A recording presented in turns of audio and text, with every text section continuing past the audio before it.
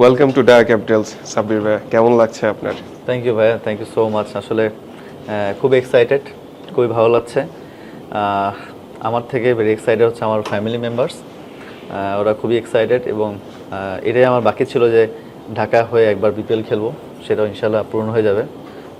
ভালো লাগছে, খুব ভালো লাগছে। লাস্ট সিজনে তো ভাই আপনি দল পাননি, নিশ্চয়ই খারাপ লেগেছে। সেই সময়টাতে আপনি কিভাবে কাটিয়েছেন, নিজেকে কিভাবে প্রস্তুত করেছেন?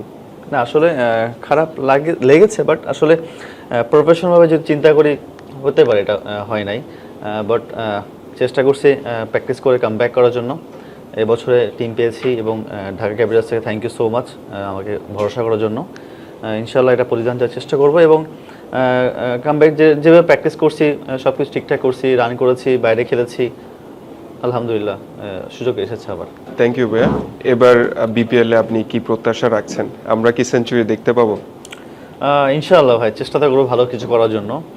যেহেতু ব্যাটসম্যান, সেঞ্চুরিতে করার চেষ্টা করবো ইনশাআল্লাহ। বাট আনফর্চুনেট যদি না হয়, বা চেষ্টা করবো যে নিজেকে মেলে ধরার জন্য, কাম ব্যাক করার জন্য এবং ঢাকার হয়ে যেন ম্যাচ জেতার জন্য পারফর্ম করতে পারি ইনশাআল্লাহ। আপনার জন্য ভাইয়া লাস্ট কোয়েশ্চেন। অনেকেই বলে Sabbir is a bad boy. So এই যে Sabbir is a bad boy, এটা মানে কি?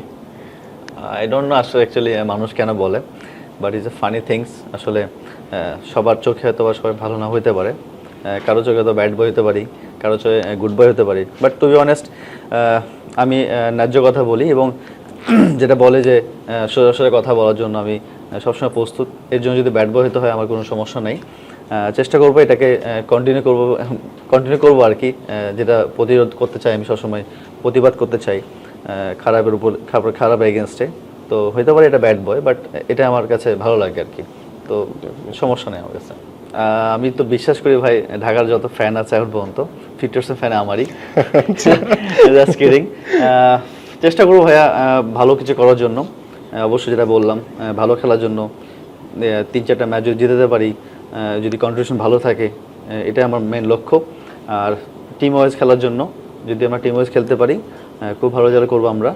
আর ফ্যানদের যেটা বলবো যে support Dhaka capitals. Thank you so much, এতদিন ধরে সাপোর্ট করেছেন আমাকে। সামনে বিপিএল ঢাকা ক্যাপিটালসে খেলবো এবং ফ্যানদেরকে এটাই বলবো যে সাপোর্ট ঢাকা ক্যাপিটালস এবং ইনশাআল্লাহ ভালো কিছু হবে ইনশাআল্লাহ। Welcome to Dhaka Capitals. Sabbir ভাই, কেমন লাগছে আপনার? থ্যাংক ইউ ভাইয়া, থ্যাংক ইউ সো মাচ। আসলে খুব এক্সাইটেড, খুবই ভালো লাগছে।